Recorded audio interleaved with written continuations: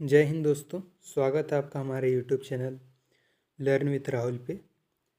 आज हम Indian knowledge system के एक और इम्पॉर्टेंट क्वेश्चन को देखने वाले हैं। और आज का जो हमारा प्रश्न है वो है, भरत मुनि के नाट्य शास्त्र एवं उसकी विशेषताओं का विस्तृत वर्णन करें।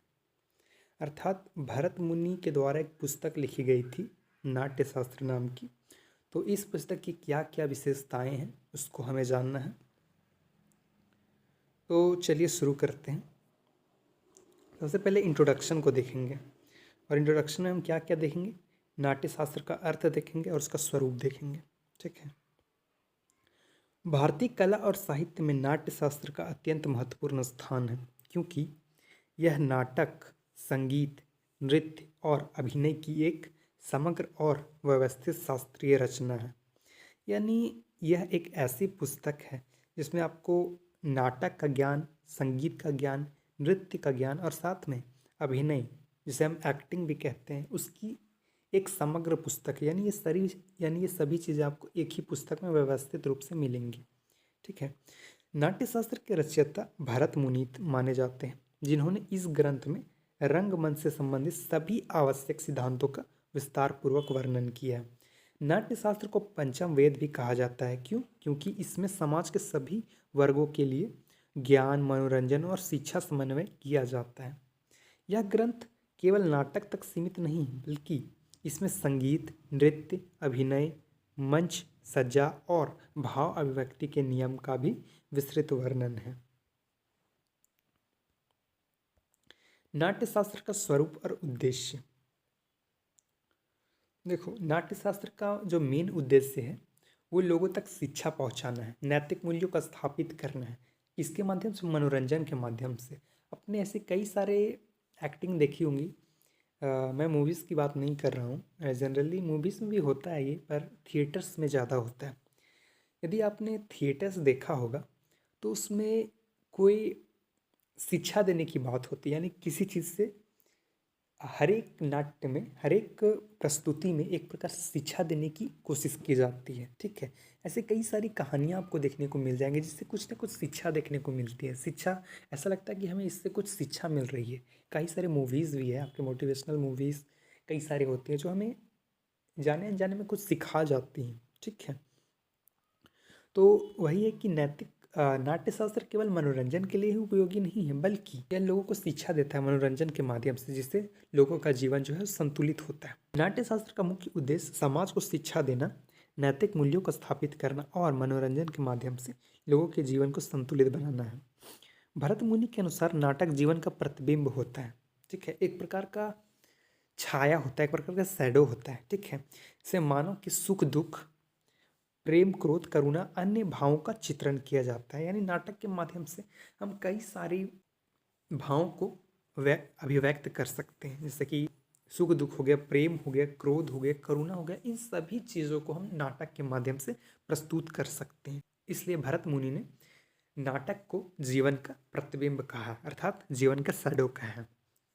क्योंकि जिस प्रकार एक शैडो जो है आपके साथ पूरा जीवन रहता है, उसी प्रकार नाटक भी एक प्रकार का प्रतिबिंब होता है जो आपको जीवन भर नैतिक शिक्षा देता है। इस प्रकार नाटक शास्त्र केवल मनोरंजन का साधन नहीं है, बल्कि यह समाज को सही दिशा दिखाने वाला एक महत्वपूर्ण माध्यम है, जो व्यक्ति के मानसिक और भावनात्मक विकास में सहायक होता है। यानी जो नाटक है वो लोग के मानसिक और भावात्मक विकास में सहायक होती है। लेकिन यदि आप आजकल की फिल्में देखेंगे तो इतना ज़्यादा ब्रूटल होता है, इसमें एक तो कुछ शिक्षा मिलती नहीं है भाई।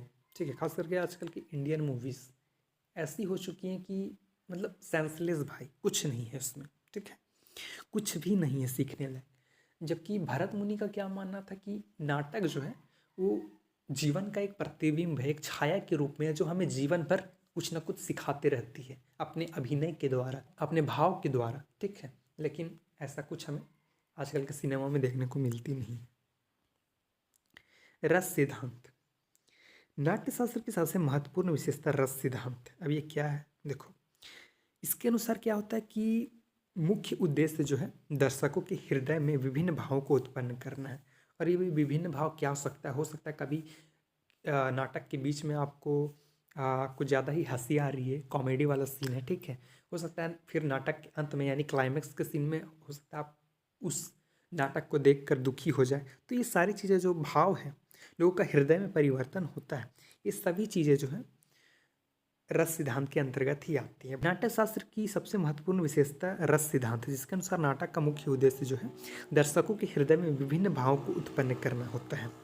भरत मुनि ने कुल 9 रसों का वर्णन किया है, जैसे श्रृंगार, वीर, करुण, रौद्र, हास्य, भयानक, बीभत्स, अद्भुत और शांत। इन रसों के माध्यम से दर्शक नाटक के पात्रों के भाव से जुड़ते हैं, यानी वे जो है नाटक के जो कैरेक्टर होते हैं उससे कनेक्ट कर पाते हैं, ठीक है, अपने जीवन से रिलेट कर पाते हैं और एक विशेष प्रकार का आनंद अनुभव करते हैं, जिसे रसानुभूति कहा जाता है, ठीक है। यानी आप नाटक को देखकर जो भी सीखते हैं, जो भी अपने अंदर शामिल करते हैं उस शिक्षा को, जो भी आप भाव को समझते हैं, उस फीलिंग को भरत मुनि ने रसानुभूति का नाम दिया है। इस प्रकार रस सिद्धांत नाट्य शास्त्र का आधारभूत तत्व है जो इसे अन्य कलाओं से अलग बनाता है, ठीक है। अब अभिनय के प्रकार, अभिनय के क्या क्या प्रकार हो सकते हैं सो जानते हैं। नाट्य शास्त्र में अभिनय को 4 प्रमुख भागों में विभाजित किया जाता है। पहला आंगिक, दूसरा वाचिक, तीसरा आहार और सात्विक। आंगिक अभिनय में क्या होता है कि शरीर के अंगों द्वारा भाव की अभिव्यक्ति की जाती है, अर्थात इसमें क्या होता है कि एक्टर जो होता है या जो व्यक्ति होता है जो किसी कला को प्रस्तुत करता है, वो बोल करके चीज़ों को प्रस्तुत नहीं करता, बल्कि अपने भाव के माध्यम से, अपने शरीर के अंगों के माध्यम से ये प्रदर्शित करके दिखाता है कि वो कहना क्या चाह रहा है। ऐसे कई सारे नृत्य आपको देखने को मिल जाएंगे, जैसे कि भरतनाट्यम वगैरह जैसे नृत्य होते हैं, वो अपने भाव से, केवल अपने भाव से आपको बता देंगे कि वो क्या कहना चाह रहे हैं, ठीक है, बिना कुछ बोले हुए। तो वो जो है आंगिक का एक आंगिक का ही रूप होता है। वाचिक क्या करता है कि अभिनय में संवाद और वाणी का प्रयोग किया जाता है। जनरली हम बोल करके चीज़ों को प्रस्तुत करते हैं, ठीक है, जैसे कि फिल्मों में होता है, ठीक है, लोग डायलॉग डिलीवरी करके दूसरे लोगों तक अपनी भावनाओं को पहुंचाते हैं। अब आहार अभिनय क्या है? आहार अभिनय में वेशभूषा और सजावट का महत्व होता है, जबकि सात्विक अभिनय में क्या होता है कि आंतरिक भावनाओं को स्वाभाविक रूप से व्यक्त किया जाता है। इन चारों प्रकार के समन्वय से नाटक प्रभावशाली और जीवंत बनता है, यानी ऐसा लगता है कि वो रियल लाइफ में हो रहे हैं, ठीक है। नृत्य और संगीत का स्थान क्या है? नाट्य शास्त्र में नृत्य और संगीत को भी अत्यंत महत्वपूर्ण स्थान दिया गया है, यानी ये काफ़ी ज़्यादा इम्पॉर्टेंट रोल निभाता है नाट्य शास्त्र में, ठीक है, क्योंकि ये नाटक की अभिव्यक्ति को और अधिक प्रभावशाली बनाते हैं, ठीक है। और कई सारे ऐसे नाटक आपको देखने को मिलेंगे जो सिर्फ डांस के फॉर्म में आपको दिखाए जाते हैं, या कई सारी ऐसी चीज़ें होती हैं जो अपनी भावनाओं को संगीत के माध्यम से प्रस्तुत करते हैं, ठीक है। नाट्य शास्त्र में नृत्य और संगीत को भी अत्यंत महत्वपूर्ण स्थान दिया गया है, क्योंकि ये नाटक की अभिव्यक्ति को और अधिक प्रभावशाली बनाते हैं। भरत मुनि ने विभिन्न प्रकार के नृत्य, ताल, लय और वाद्य यंत्रों का विस्तृत वर्णन किया है, जिससे यह स्पष्ट होता है कि नाट्य शास्त्र एक संपूर्ण कला ग्रंथ है। नृत्य और संगीत के माध्यम से भावों की अभिव्यक्ति और अधिक सजीव हो जाती है, जिससे दर्शकों पर गहरा प्रभाव पड़ता है। नाट्य शास्त्र की क्या क्या विशेषताएं हैं? नाट्य शास्त्र की जो सबसे पहली विशेषता है वो है उसकी व्यापकता, अर्थात इसमें सिर्फ आपको नाटक की चर्चा नहीं मिलती है। तो नाट्य शास्त्र में कई सारे क्षेत्रों का ज्ञान आपको मिलता है, इसलिए ये काफ़ी ज़्यादा व्यापक है। इसलिए नाट्य शास्त्र जो है कि सबसे बड़ी विशेषता उसकी व्यापकता ही है। नाट्य शास्त्र की सबसे प्रमुख विशेषता इसकी व्यापकता है, क्योंकि इसमें नाटक से संबंधित सभी पहलुओं का समावेश किया गया है। यह ग्रंथ केवल सैद्धांतिक नहीं है, बल्कि इसमें व्यवहारिक निर्देश भी दिए गए हैं, जिससे कलाकारों को अभिनय और मंचन में सहायता मिलती है।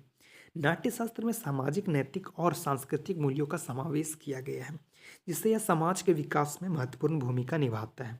इसके अतिरिक्त इसमें कला और विज्ञान का सुंदर समन्वय देखने को मिलता है, जो इसे एक अद्वितीय ग्रंथ बनाता है। नाट्यशास्त्र का महत्व। नाट्यशास्त्र का महत्व केवल प्राचीन काल तक सीमित नहीं है, बल्कि आज भी यह नाटक, सिनेमा, नृत्य और संगीत के क्षेत्र में अत्यंत उपयोगी है। आधुनिक रंगमंच और फिल्म उद्योग में भी इसकी सिद्धांतों का उपयोग किया जाता है, जिससे यह स्पष्ट होता है कि नाट्यशास्त्र आज भी प्रासंगिक है, आज भी वो यूज़ में आता है। यह ग्रंथ भारतीय संस्कृति और कला की अमूल्य धरोहर है जो आने वाली पीढ़ियों को कला और अभिव्यक्ति का मार्गदर्शन प्रदान करती है। अब निष्कर्ष को देखें तो अतः कहा जा सकता है कि भरत मुनि का नाट्यशास्त्र भारतीय कला, साहित्य और संस्कृति का एक आधारभूत ग्रंथ है जिसमें नाटक, संगीत और नृत्य के सभी महत्वपूर्ण सिद्धांतों का समावेश किया गया है। इसकी विशेषताएं इसे एक अद्वितीय कालजयी रचना बनाती है जो आज भी कला और संस्कृति के क्षेत्र में मार्गदर्शन प्रदान करती है। तो ये था आज का हमारा पूरा प्रश्न। उम्मीद है आपको अच्छे तरीके से समझ में आया होगा। यदि आपको पसंद आया तो अपने दोस्तों को इसे ज़रूर शेयर करें, और यदि आप हमारे चैनल पर नए हैं तो चैनल को लाइक, सब्सक्राइब, शेयर ज़रूर करें।